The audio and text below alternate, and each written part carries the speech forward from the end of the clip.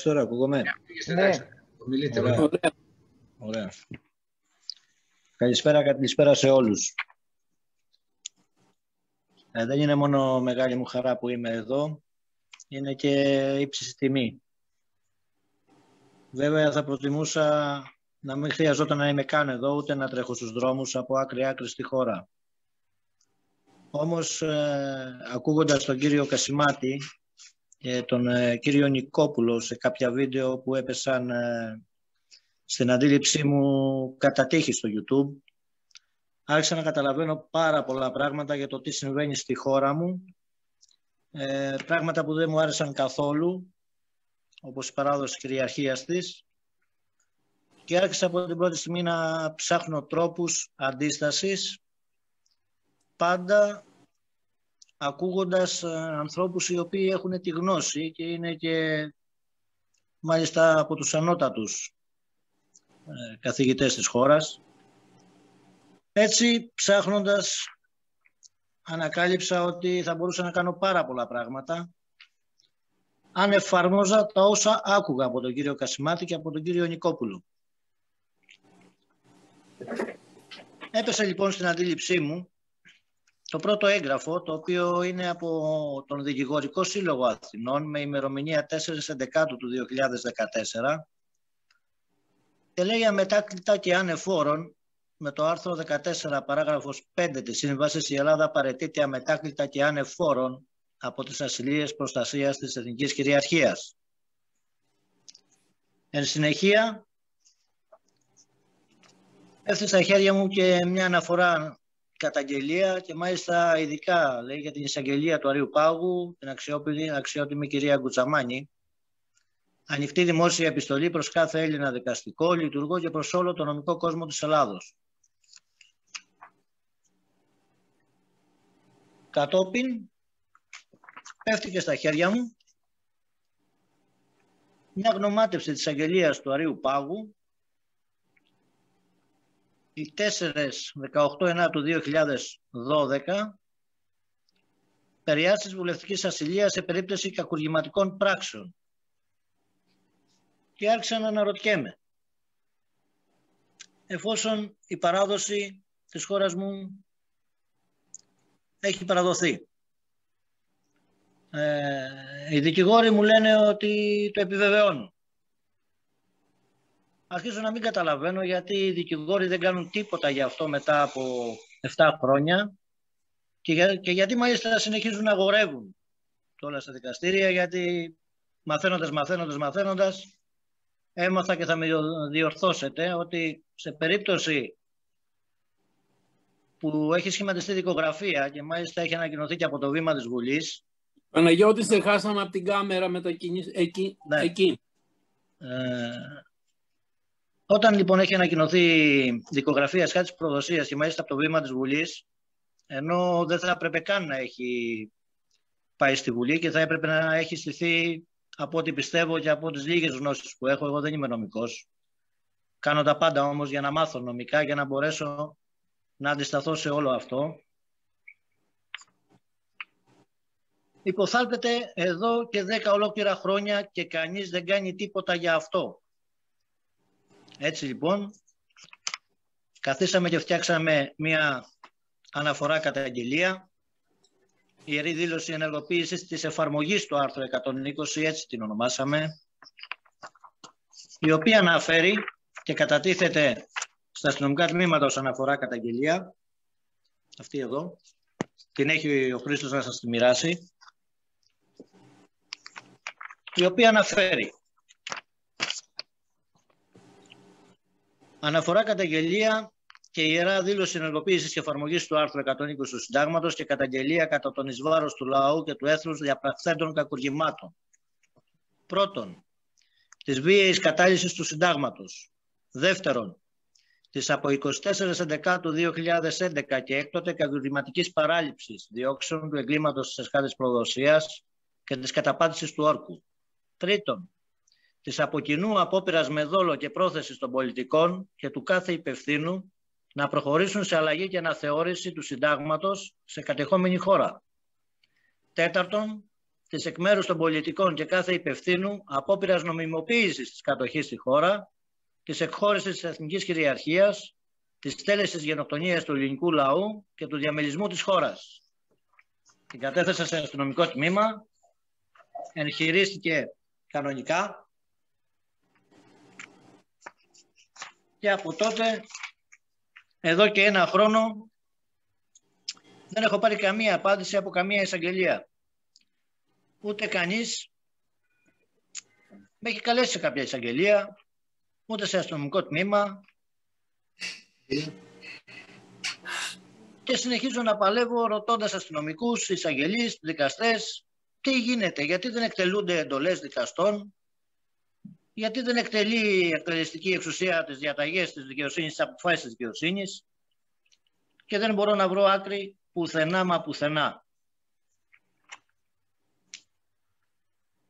Ξεκινάω λοιπόν ένα αγώνα ακούγοντας πολύ προσεκτικά τον κύριο Νικόπουλο, μάλιστα κοιμάμαι με τον κύριο Νικόπουλο για να αποστηθήσω ακριβώς τα όσα μου λέει, τα όσα λέει σε όλους μας, όχι μόνο σε μένα.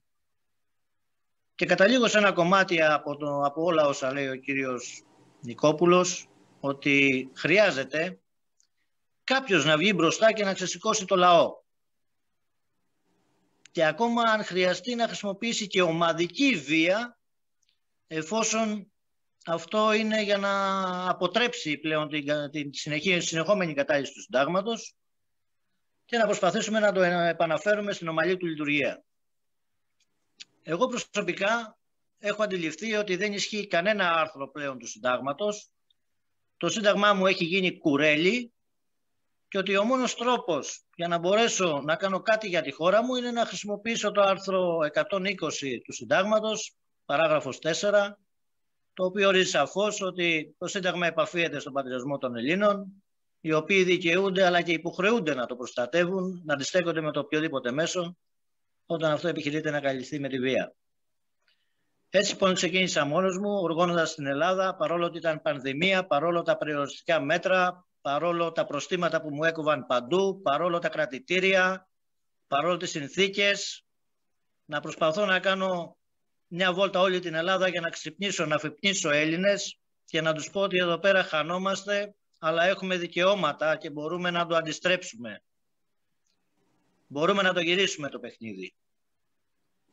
Οι Έλληνες ήθελαν απλά να δουν έναν άνθρωπο δίπλα τους που να τους πει ότι υπάρχει πραγματική ελπίδα και να τους δείξει τον τρόπο ώστε να νιώσουν πιο ασφαλείς, να τους διώξουμε το φόβο, και όλο αυτό το αγκάλιασαν να πάει άκρη σε όλη τη χώρα. Αυτή τη στιγμή είμαστε δεκάδες χιλιάδες θεματοφύλακες σε όλους τους νομούς, σε όλες τις πόλεις, σε κάθε γωνιά, και καθημερινά πηγαίνουν στα αστυνομικά τμήματα να ενεργοποιούμε την ιερά μας δήλωση, να καταθέτουμε αυτή την αναφορά καταγγελία μας και να επιμένουμε και να προσκαλούμε και να πιέζουμε δικαστές, εισαγγελείς, ώστε να δικαστεί η υπόθεσή μας. Όλα αυτά βέβαια πέφτουν, άλλοτε οι αστυνομικοί μας απειλούν με αυτόφορα, άλλοι κινούνται εναντίον μας να μας δείρουν, άλλοι εισαγγελείς δεν δίνουν καμία σημασία. Ακόμα και σε πόρτες έχω χτυπήσει, έχω μπει μέσα σε πολλές εισαγγελίες της χώρας, έχω ζητήσει το γιατί. Το μόνο που μου έχουν πει είναι ότι δεν υπάρχει ασάφεια σε όσα μας λες, δεν μπορούμε να στηρίξουμε τον νόμο και ένα σωρό χαζομάρες τις οποίες εγώ δεν μπορώ να τις καταλάβω. Εγώ το μόνο που ήθελα ήταν από το νομικό κόσμο της χώρας να μου εξηγήσει, ειδικά οι δικηγόροι, γιατί ενώ οι ίδιοι έχουν καταγγείλει, και μάλιστα με πολυσέδιλες καταγγελίες στην προδοσία της χώρας, γιατί συνέχισαν να ασκούν το επάγγελμά τους σε δικαστήρια, εφόσον όταν υπάρχει ασκάτη προδοσία κανένα δικαστήριο δεν έχει δικαίωμα σύσταση σε σώμα αν δεν εκδικαστεί υπόθεση, αν δεν κάνω λάθος. Εδώ βέβαια ο αγαπησμένος μου κύριος Κασιμάτης, που τον ακούω κάθε μέρα και δεν τον χορταίνω, όπως και τον κύριο Νικόπουλο, θα ήθελα αυτό να μας το διευκρινίσει και θα τον παρακαλούσα να μου πει αν είναι σωστός ο τρόπος που κινούμε. Αν δεν κινούμε σωστά, να μου υποδείξει τον τρόπο να το κάνω ακόμα πιο σωστά. Δεν ξέρω πώς αλλιώς να σας το πω σε εσάς. Εγώ, ξέρετε, δεν έχω τις γνώσεις σας. Έχω βγάλει ένα γυμνάσιο.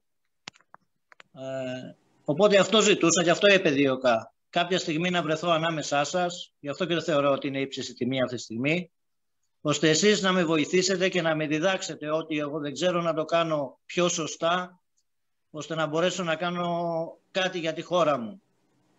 Γιατί ξέρετε, πολλοί με κακολογούν, πολλοί πάλι με λένε προδότη, άλλοι με λένε πράκτορα, με ό,τι κάνω, με χιλιάδες χαρακτηρισμούς που δεν δίνω βέβαια σημασία, ούτε με πτωούν. Αλλά, εν πάση περιπτώσει, ακόμα και λάθος να κάνω, κάτι κάνω. Κάτι κάνω. Δεν κάθομαι, προσπαθώ. Μπαίνω σε τμήματα, φωνάζω, μηνύω. Έχω καταμηνήσει πάνω από 250 αστυνομικούς για παραβάσεις καθήκοντος. Φτιάχνω μόνος μου τις μηνύσεις, κατεβάζω μόνος μου τον ποινικό κώδικα. Το 306 το ξέρω, αγαπητέ κύριε Βαθιώτη, και το 333 και το αστικό κώδικα 947 για τα ρεύματα έμαθα και την κλοπή και την υποξαίρεση του 372. Εσείς ακούτε, Χρήστο? Μια χαρά ακούγεται, δεν υπάρχει κανένα πρόβλημα. Ναι. Ωραία. Μόνο την κάμερα λίγο πιο σταθερά. Εγώ λοιπόν μόνο αυτό ζητούσα από εσάς. Να μου δείξετε τον τρόπο. Να με βοηθήσετε να τα καταφέρω, γιατί τους είπα ότι το μοναδικό μου όπλο είναι ο στυλός και το χαρτί. Αλλά τους έχω προειδοποιήσει ότι αν τελειώσει το μελάνι και δεν βρω άκρη, τότε θα αλλάξουν τα πράγματα και θα προχωρήσω σε άλλη εφαρμογή του άρθρου και αντίστασης με κάθε μέσο. Και αυτό δεν θέλω επουδενή να συμβεί, διότι σε αυτή τη χώρα δεν χωράνε άλλοι εμφύλοι, άλλοι τσακωμοί, άλλες διχόνιες, διότι η χώρα μας είναι το λίκνο του πολιτισμού του κόσμου και αυτή τη στιγμή μέχρι και τα ιερά της και τα όσια της κοντεύουν να τα ξεπουλήσουν και να μας τα δανείσουν. Δεν μας έχει μείνει τίποτα. Ούτε οι τσολιάδες μας στο Σύνταγμα έμειναν. Τίποτα απολύτως. Έχουν κατεδαφιστεί τα πάντα. Διάβαζα, γιατί προσπαθώ κάθε μέρα να διαβάζω το Σύνταγμα, και μιλάτε για κατοικία και το πόσο κινδυνεύει. Και το άρθρο 21 του Συντάγματος, στην παράγραφο 4, λέει ότι η απόκτηση κατοικίας από αυτούς που τη στερούνται ή που στεγάζονται ανεπαρκώς αποτελεί αντικείμενο ειδικής φροντίδας του κράτους. Αυτό δεν το βλέπω πουθενά.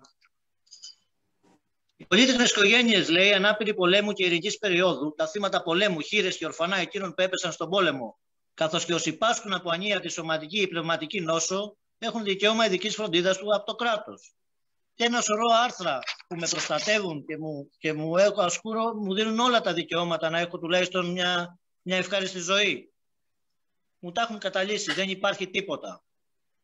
Βέβαια έχω βρει τον τρόπο, φτιάχνω μόνος μου πάρα πολύ καλές και γερές μηνύσεις εναντίον και αστυνομικών και του οποιοδήποτε προσπαθεί να μου παρεμποδίσει την ελεύθερη κυκλοφορία μου στη χώρα και το να αναπνέω φυσιολογικά, γιατί εγώ μάσκα δεν φοράω, ούτε ποτέ μου δεν φόρεσα και έχω μία βαλίτσα πρόστιμα που ούτε καν με ενδιαφέρουν, γιατί δεν με ενδιαφέρει να πάω να πληρώσω αν κάνει 300 ή 600, δεν δίνω καν σημασία σε αυτό. Θα σας παρακαλούσα πάρα πολύ λοιπόν να μου δείξετε έναν τρόπο ώστε να μπορέσω αυτό να το κάνω εφικτό και να πάρω πίσω τη χώρα που μου ανήκει, γιατί τα δικά μου τα παιδιά θέλω να τα κοιτάζω στα μάτια και να λέω ότι εγώ κάτι έκανα, προσπάθησα, πολέμησα.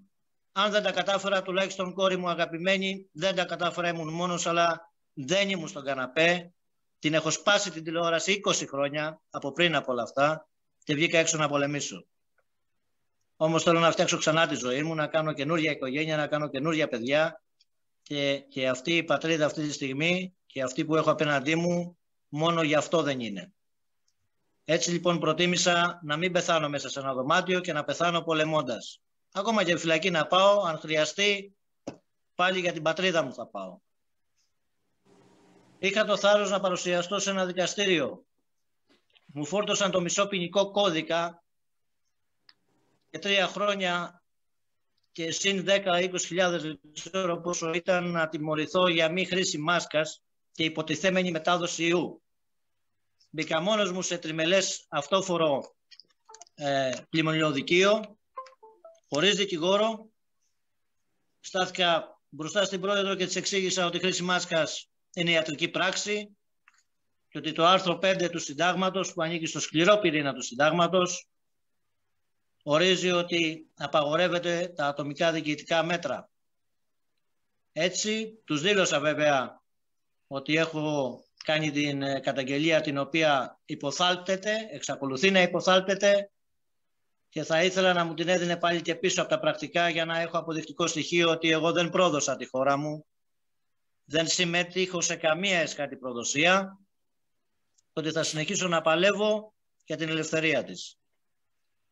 Το μόνο που μπορώ να σας διαβεβαιώσω όλους όσους εκλεκτοί είσαστε εδώ και είναι ύψιστη τιμή μου να είμαι ανάμεσά σας, ήταν και όνειρο ζωής να το καταφέρω, είναι ότι εγώ τη χώρα μου θα την πάρω πίσω με τον έναν ή με τον άλλον τρόπο, με τη βοήθειά σας ή μη, εγώ θα την πάρω πίσω την πατρίδα. Γιατί βρήκα ανθρώπους σαν και εμένα, κατά χιλιάδες, κατά εκατομμύρια στη χώρα, οι οποίοι ξανά άρχισαν να χαμογελάν. Και αυτό είναι το πιο σπουδαίο.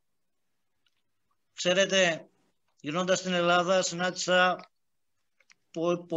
πολλά νέα κορίτσια, αγόρια, τα οποία μου είπαν, κύριε Παναγιώτη, εσείς κάτι έχετε ζήσει, εμείς αν γυρίσουμε πίσω δεν έχουμε ηλικία, δεν ζούμε τίποτα, τι θα κάνουμε? Και εγώ τις υποσχέθηκα ότι θα τους ξαναχαρίσω το χαμόγελο στα χείλη τους και αυτό θα κάνω με οποιοδήποτε κόστος, όπως ορίζει. Αυτά προς το παρόν για να ξέρετε για εμένα και θα παρακαλούσα πάρα πολύ τους εκλεκτούς που είναι εδώ στο στρογγυλό τραπέζι να με βοηθήσετε να τα καταφέρω μία ώρα αρχίτερα, όχι μόνο για μένα, αλλά ακόμα και για τα δικά σας παιδιά. Αυτή είναι η προσωπική μου παράκληση προς όλους εσάς. Να με καθοδηγήσετε σωστά, ώστε και εγώ να μην κινδυνεύσω γιατί έχω μάνα, πατέρα, παιδί, οικογένεια, φίλους, γνωστούς και δεν θέλω να φάω τη ζωή μου σε κάποια φυλακή, ούτε να αναγκαστώ να πάρω κάποιο όπλο στην απελπισία μου και αντί να αυτοκτονήσω να σκοτώσω 300 και μετά να το κάνω. Θέλω όλο αυτό να γίνει ανέμακτα και με τον τρόπο της δικαιοσύνης, γιατί από μικρό παιδί λάτρευα το δίκαιο. Γι' αυτό ίσως και τώρα έμαθα πάρα πολύ γρήγορα τα νομικά και να συντάσσω ακόμα και μηνύσεις εναντίον όλων αυτών που προσπαθούν να μου κάνουν το νοητό αδιανόητο και το αδιανόητο νοητό. Αυτό θα σας παρακαλούσα, αγαπητοί μου. Κύριε, νομίζω είναι η ώρα να ακούσουμε τον κύριο Κασιμάτη και τον κύριο Βαθιώτη πάνω σε αυτά. Κύριο Κασιμάτη. Ναι.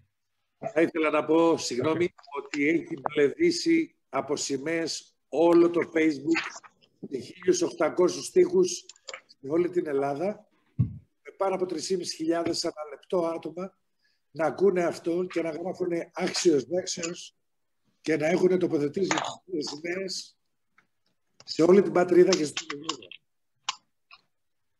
Ελλάδα.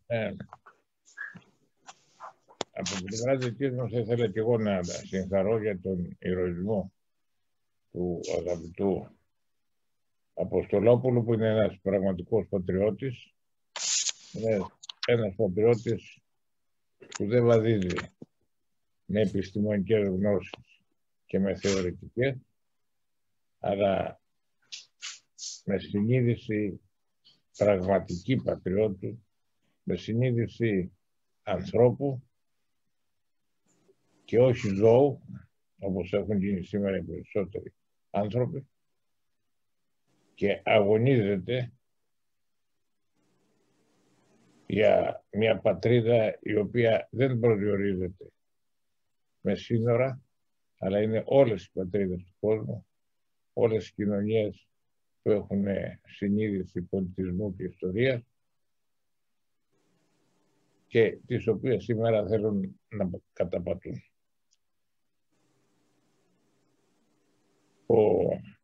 Η μορφή των ηρώων σαν τον Αποστολόπουλο έχει δύο όψεις. Η μία όψη είναι η όψη της λαμπρότητας, της αξίας του ανθρώπου, της αξιοπρέπειας, του πραγματικού ανθρώπου, που αγωνίζεται όχι στα ζώων, αλλά στον άνθρωπο. Είναι ο άνθρωπος που βλέπει ψηλά και κάθεται σε θρόνο.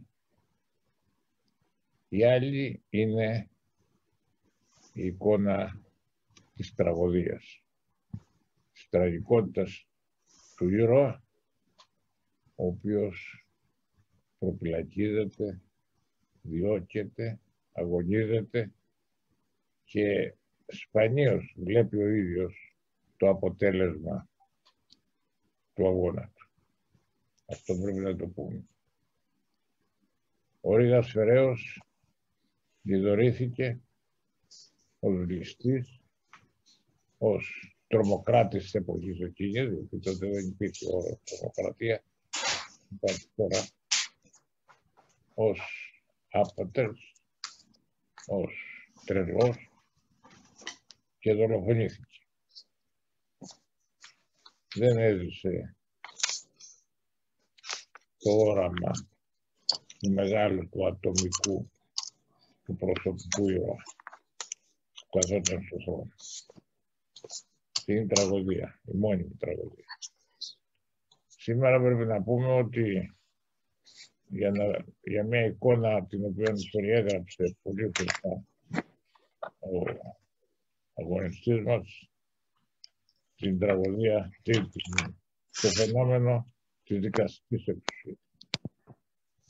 Μην ξεχνάμε ότι η δικαστική εξουσία δυστυχώς πάντοτε, αλλά σήμερα ακόμη χειρότερα, ακόμη περισσότερο, είναι μια λειτουργία, ένα όργανο του συστήματος. Όταν το σύστημα γίνει παράνομο, δυστυχώς γίνεται και η δικαιοσύνη. Ποιο δικαστήριο, ποιο δικαστή τόλμησε στην εποχή του κυπριαλισμού, το προσπαθούνταν όλες οι αξίες του ανθρώπου να σηκώσει κεφάλι. Κανένας. Πρέπει να φύγει το καθεστώς από τη μέση για να γίνει η δίκη της Νιρεμβέργης. Μέχρι σήμερα πρέπει να του πω ότι έχουν γίνει πάρα πολλές μηνύσεις στην εισαγγελία και όλες πήγαν στο αρχείο. Σε αυτές τις μηνύσεις ήταν και πάρα πολύ δομικά θεμελιωμένες, χωρίς να μπορεί να πει τίποτα κανείς. Καμία δικαιολογία. Κλήθηκα και ως μάρτυρας και για εσχάτη προδοσία κτλ. Με σύμφωνο γνώμη και τον ανακριτή προς τιμήν του και τον δικαστή τον ατομικό, ο οποίος είχε καταλάβει. Η εισήγησή του πήγε στο αρχείο και αυτός παραμερίστηκε.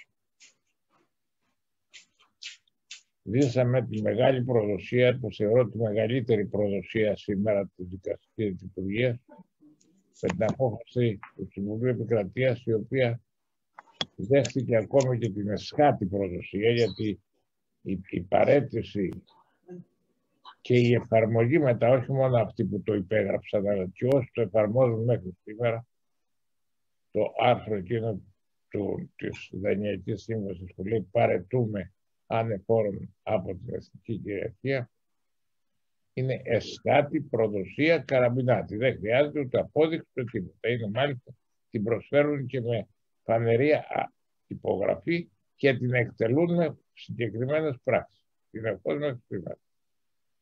Κανείς δεν είναι. Και απέναντίας ήρθε το Συμβούλιο Επικρατείας, το ανώτατο δικαστήριο της χώρας, και με πλειοψηφία και με μειοψηφία βέβαια τιμής, αλλά με πλειοψηφία αποφάσισε ότι δεν υπάρχει κανένα πρόβλημα νομικό, καμία παραβίαση. Ο πρόεδρος του δικαστηρίου αμύφθηκε. Έγινε υπηρεσιακός πρωθυπουργός και σήμερα αντιπρόεδρος της κυβέρνησης. Έγινε επίσης, εγώ δεν τρέπομαι να τα πω καθόλου και να το κάνω εμείς. Έφτασαν σε επίπεδα αμοιβής μέχρι τον πρόεδρο της Δημοκρατίας, που υποστήριξε αυτή την άποψη. Τι άλλο επιβράβευση να πάρει κανείς σε μια χώρα όταν ο Αποστολόπουλος προπυλακίζεται και του ρίχνει λάσπη και τον λένε τρελό, φασίστα, οτιδήποτε θα τον πούνε, ή όπως είπανε το Μίκη του Θοδωράκη, φασίστα και μελανοχύτωνα, όπως είπανε σε όλους μας όταν παλεύαμε για τις πρέσπες ότι είμαστε εθνικιστές και ακροδεξιοί και φασίστες και υποστηρίζουμε τον εθνικισμό. Όλα αυτά λοιπόν είναι φαινόμενα της κρίσης που είναι πολύ βαθύτερη από την κρίση την οικονομική και την οποιαδήποτε άλλη. Είναι κρίση πολιτισμού. Είναι κρίση αρχών. Είναι κρίση του ίδιου του ανθρώπου και της αξίας του ανθρώπου η οποία ποδοπατείται. Δεν υπάρχει σήμερα. Σήμερα αυτή τη στιγμή η εξουσία λειτουργεί με τον μισό άνθρωπο. Ο Αριστοτέλης είναι εκείνος ο οποίος όρισε σωστότερα και ακριβέστερα από όλους τον άνθρωπο. Ζώων πολιτικών. Πολιτικών δεν σημαίνει εδώ με πολιτικός. Σημαίνει το ευσυνείδητο εκείνο το οποίο συνειδητοποιεί ότι είναι μέλος της κοινωνίας και όχι άτομο και ότι αυτό ρυθμίζει μαζί με τους άλλους, έχει τη ρυθμιστική εξουσία και ικανότητα να ρυθμίζει τη ζωή του ανθρώπου. Σήμερα το πολιτικόν έφυγε και μένει το ζώο. Εκεί είναι η διαλεκτική ακριβώς της ιστορίας. Ποτέ δεν επικράτησε το ζώο, αλλά έφαγε πολλούς ανθρώπους. Σε όλες τις εποχές. Ο ήρωας δεν θα πρέπει, δυστυχώς, είναι αυτή η μοίρα. Διότι αυτό το οποίο έχω πει για το άρθρο 120, μη ρωτάτε εάν θα δικαιωθώ σε αυτή τη ζωή όχι. Έζησα μόνος μου, έζησα τα χρόνια της κατοχής. Έφυγε.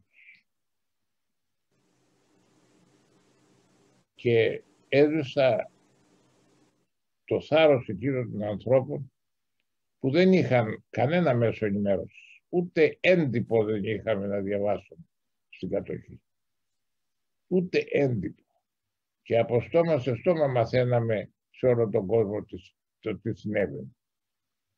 Και όμως, παρά το γεγονός ότι είχε δημιουργηθεί η πεποίθηση ότι το χιτλερικό καθεστώς θα έχει ζωή πάνω από 100 χρόνια, διότι όταν έβλεπαν τη μία χώρα μετά την άλλη να πέφτει,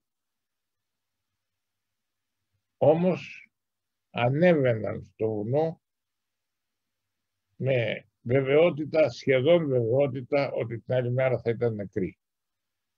Χωρίς να ρωτάνε πότε θα λήξει αυτή η ελευθερία. Επομένως, η αντίσταση, δυστυχώς, είναι αυτή που κάνει και ο φίλος μας εδώ, ο Ναστασόπουλος, τον Αποστολόπουλο, συγγνώμη. Και που δεν ρωτάνε τι θα κερδίσω. Δεν ρωτάνε αν χάσω κάτι. Και αν χάσω ακόμη και την ελευθερία μου. Τα πάντα. Αυτή είναι η λογική της αντίστασης. Η αντίσταση θεσπίστηκε, δεν είναι διότι θεσπίστηκε γραπτός. Υπάρχει ανέκαθεν στην ιστορία της ανθρωπότητας. Από την εποχή της τυρανοκτονίας που την είχε υιοθετήσει και η απόλυτη μοναρχία. Η τυρανοκτονία είναι μια αρχαία ελληνική αρχή ότι όταν ο κυβερνήτης του λαού και της χώρας θέλει να βιάζει τον λαό, τότε πρέπει να σκοτώνει. Δεν υπάρχει κανόνας που να επιτρέπει στην εξουσία να κάνει αυτά που κάνουν σήμερα. Και αυτό πρέπει να το ξέρουμε. Δυστυχώς πρέπει να το μάθουμε πολύ για να λείψουν οι τραγωδίες των ατόμων. Μόνο ένα μέτωπο αντίδρασης έχει και μόνο να είναι μέτωπο πολυπληθές, αυτό δημιουργεί φόβο. Δυστυχώς το δοκιμάσαμε. Δεν είναι όριμη η κοινωνία ακόμη να αντισταθεί να εφαρμόσει το άρθρο 128. Το έγγραμμα 128 έχει όλο αυτή τη στιγμή τη δικαιολογία, όλη τη βάση την ανθρώπινη να εφαρμοστεί. Είναι πλέον υποχρέωση, όχι δικαίωμα. Αυτό που λέει το Σύνταγμα είναι υποχρέωση. Και αυτό πρέπει να κάνουμε. Αλλά δεν είναι διατεθειμένος ο λαός. Και κλείνω με ένα παράδειγμα που έδωσα και στην Αθήνα. Είπα σε μια σπίθα τότε, μαζευτείτε 10 άτομα, 1000 άτομα, και μάλιστα αυτοί που δεν έχουν και ακίνητα να φοβούνται κατάσχεση αμέσως κτλ. Να πείτε ότι δεν κάνουμε δήλωση στην ζωή της περιοχής. Δεν μπορεί. Με παίρνει πρόσχαρη μια αρχηγός εκεί της περιοχής και μου λέει βρεθήκαν 300. Λέω έστω 300. Μου λέει κλείσαμε ραντεβού για να μου δώσουν τα εκαθαριστικά την Τρίτη για να μην καταθέσουν την οποιαδήποτε. Την Τρίτη με παίρνει με κατεβασμένο το κεφάλι και μου λέει δυστυχώς ήρθαν μόνο 2. Αυτή είναι η συνείδηση της κοινωνικότητας σήμερα του ανθρώπου ως πολιτικού κοινωνικού ζώου που θέλει να ρυθμίσει μόνο στη ζωή. Αυτό δεν σημαίνει λοιπόν ότι θα πρέπει να λείψουν οι ατομικοί ήρωες. Είναι αυτοί που δίνουν το σήμα, όπως το είπα και στον κύριο Βασιώτη, το σήμα της συνείδησης, το σήμα κρατάνε ξύπνιο τον κόσμο. Όσο κρατήσει. Ξέρουμε την τραγωδία τους. Είναι τραγικά πρόσωπα. Δεχόμαστε την τραγωδία τους. Την ξέρουμε πολύ καλά. Την αναγνωρίζουμε και την τιμούμε. Αλλά δυστυχώς αυτή είναι η μοίρα του Σισίφου που προσπαθεί να ανεβάσει κάθε φορά το λίθο μέχρι ενός ορισμένου σημείου και μετά κάποια δύναμη του τον παίρνει από τα χέρια και ξαναρχίσει. Ευχαριστώ. Θα παρακαλούσα τον καθηγητή μου να μείνει λίγο ακόμη για να επιβεβαιώσει ή να ακυρώσει κάτι που θα πω. Γιατί εκείνος είναι αρμοδιότερος σε μου. Εγώ είμαι ποινικολόγος. Ναι. Καταρχάς να συγχαρώ και εγώ τον Παναγιώτη για την ηρωική του διάθεση. Ήταν συγκινητικός πραγματικά. Θέλω να αποκαλύψω κάτι, δεν το ξέρετε. Το 2019 ήταν Νοέμβριος, όταν στα μαθήματά μου ερχόταν μετά το τέλος τους μία φοιτήτρια και μου έλεγε συνεχώς αν έχω διαβάσει την Ιερή Δήλωση του 120. Και της λέω, παιδί μου, τι είναι αυτό, πρώτη φορά το ακούω. Την πρώτη φορά δεν την πήρα στα σοβαρά.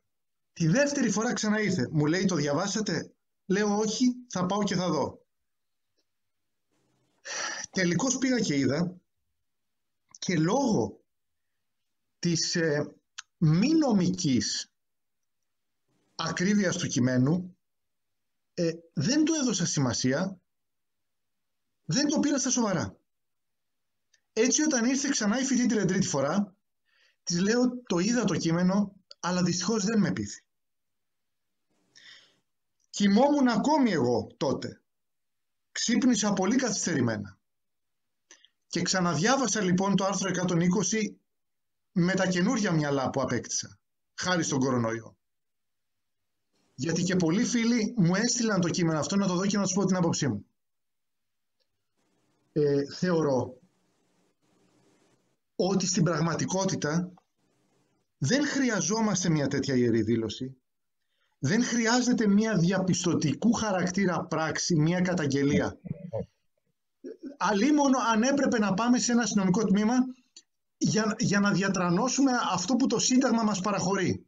Ο κάθε ένας από εμάς οφείλει να είναι θεματοφύλακας του Συντάγματος, ανεξαρτήτως αν έχει καταθέσει κάποιο χαρτί σε αστυνομικό τμήμα.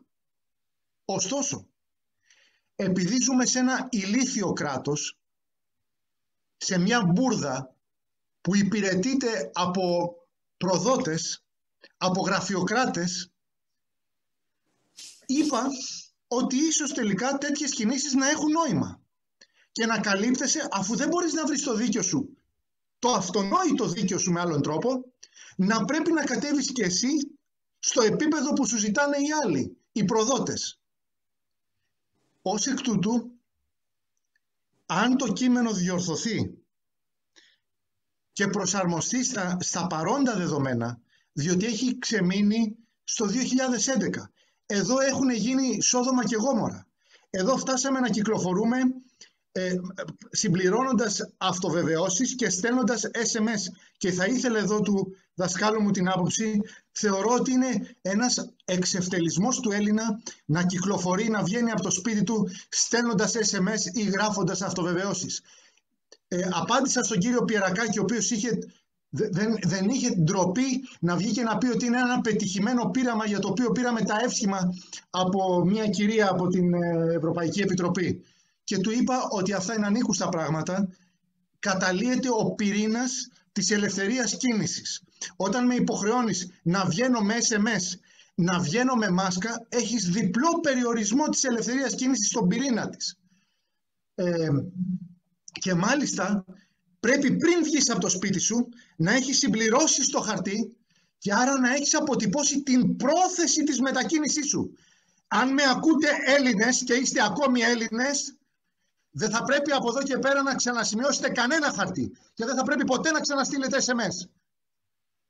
Λοιπόν, έχουν συμβεί τέτοια Σόδομα και Γόμορα, Παναγιώτη, που το κείμενό σου σαν ιδέα έχει καλά στοιχεία, αλλά πρέπει να προσαρμοστεί και να θωρακιστεί νομικά.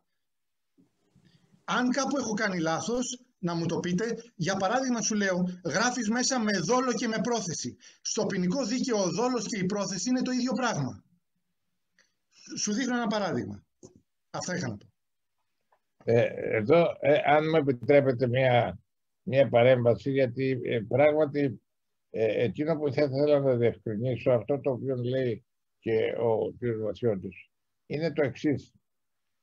Ότι, και το έχω πει πολλές φορές έχω κάνει την παρέμβαση. Ξέρετε, το να πηγαίνει ένα άτομο συνεχώς στα δικαστήρια δεν είναι πάντα και αντίσταση. Διότι του δίνει το δικαίωμα να λένε να, τα δικαστήρια, τα οποία είναι αντικειμενικά, δικαίωσαν και δεν υπάρχει παραβίαση. Και έχασε αυτό το δικαστήριο. Θα πρέπει λοιπόν να προσέχουμε, είναι περισσότερο να κάνουμε πράξη στην κοινωνία. Η αντίσταση δεν εννοεί να προσφύγεις στη δικαιοσύνη του κράτους που έχει διαλυθεί. Η αντίσταση σημαίνει ότι δεν υπάρχει πλέον ούτε δικαιοσύνη ασφαλής και πίσω. Άλλο εάν βρισκόντουσαν 10.000 μηνυτές ή ενάγοντες να ζητάνε αποζημίωση από το κράτος για ένα αδίκημα, το οποίο είναι πλέον πίεση, δεν είναι προσφυγή, ατομική προσφυγή στα δικαστήρια, διότι μην ξεχνάμε ότι το σύστημά μας είναι καθαρά ατομικιστικό ως προς τη δικαστική προστασία. Λέει ότι πρέπει το άτομο να πάει στα δικαστήρια για ένομο συμφέρον που έχει το ίδιο. Δεν μπορούμε να πάμε για συλλογικό συμφέρον στα δικαστήρια. Δεν έχουμε ένομο συμφέρον. Μας απέκλεισαν από την εποχή της Γαλλικής Επανάστασης το δικαίωμα να ενδιαφέρεται ο άνθρωπος για το κοινό συμφέρον, δικαστικά. Επομένως, από τη στιγμή που δεν δικαιώνει, δεν παρεμβαίνει αυτεπαγγέλτος η εισαγγελία, γιατί να πάω να την παρακαλέσω εγώ και να μου πει δεν έχει δίκιο το δικαστήριο. Η εισαγγελία να μην μου απαντήσει. Το ζήτημα είναι ότι η αντίσταση αρχίζει μετά από αυτό. Μετά από την πλήρη διαβεβαίωση ότι δεν υπάρχει ένομη προστασία σύμφωνα με ένα ομαλό, σύμφωνα με το Σύνταγμα, σύμφωνα με μια δημοκρατία όπως ορίζεται στο Σύνταγμα και από το Διεθνές Δίκαιο. Επομένως, η αντίσταση σημαίνει πράξη σε όλα τα άλλα. Σε όλα τα άλλα, αυτά που λέει και ο κύριος Βασιώτης, και σε ένα σωρό άλλες πράξεις ανυπακοής, με όλες τις συνέπειες τις οποίες μπορεί να υποστεί. Χωρίς να λογαριάζει τις συνέπειες. Αυτό είναι η αντίσταση ατομική. Για να μπορούμε να πούμε ότι έχουμε μια ατομική, γιατί εάν είναι λάθος η ατομική αντίσταση, μπορεί να δικαιώσει τον θήτη και όχι το θήτη.